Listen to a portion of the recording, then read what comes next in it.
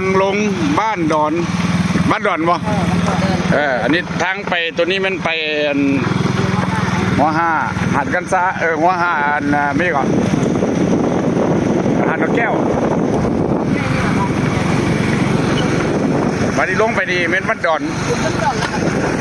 บ้านดอนหาดกันซาแต่ก่อนมันบ่มีทางแบบนี้แต่ก่อนมีแต่หอมคนยางแต่ก็มาทุกปีกันหลายปีแล้วเขาจะไปคูเฮ็ดนี่อันนี้เป็นน้องตัวนี้ขันยามน้ำขึ้นไปว่าทีละขึ้นมาเรียบมันปีนทางด้วยบางเท่าน้ำท่วมแถวนี้บางคนจะมาตึกปลาขันยามฝนแต่สุดนี้มันแรงอันนี้ล่ะหาดกันซาเมืองบ้านหาดกันซาเดี๋ยวนี้เพิ่นเอิ้นเป็นบ้านดอนมันมีบ้านดอนมีหาดกันซามันรวมกันคันว่าหาดกันซาแล้วเป็นแถวนี้เลยจากต้นซาบ่มีจากต้นมีต้นนั้นผักเกษตร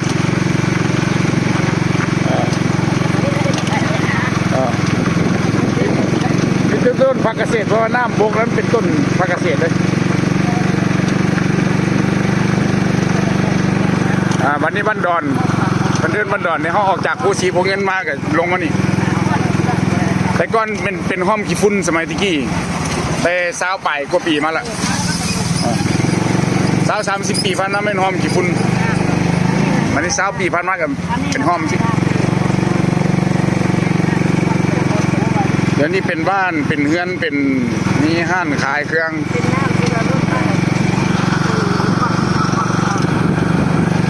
เพราะว่าชุดหน้าสินเอารถนี่ขึ้นไปหลวงพระบางกระซีนี่รถคันนี้นี่เด้อนะ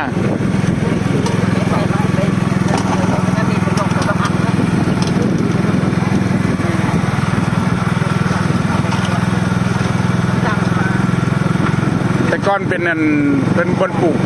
หญ้าปลูกซาเด้แต่ก่อนเมืองนี่แหละหาดกันซาเจริญหัวหาดกันซากันยามน้ำท่วมแปลว่าได้พายเรือมาแถวนี้เดี๋ยวนี้เพิ่นถมเป็นหนทางหมดแล้วเด่นเอาวันนี้ก็ปัจจัยฮอดหาดกันซาแท้ๆเขาจึงจะลงอีกกันนั่นสุดหนึ่งไก่แล้วบอกไก่ถอยหลังเอาหมดกล้องไปก่อนจังเลยลงทางดิ